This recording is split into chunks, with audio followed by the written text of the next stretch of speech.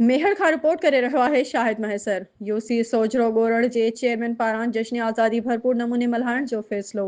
Union council सोजरो ॻोड़ण जे chairman PP तालके मेहर जे senior नायब सदर बाबर एजाज ख़ान सहोल पारां 14 अगस्त जश्न आज़ादी भरपूर नमूने मल्हाइण जो फ़ैसिलो कयो वियो आहे। उन सिलसिले में यूनियन काउंसिल जे स्कूलनि, सरकारी इदारनि ऐं इमारतुनि ते क़ौमी परचम पिणु लॻाया विया आहिनि, जॾहिं त मुख़्तलिफ़ तक़रीबुनि जो पिणु आगाज़ कयो वियो आहे।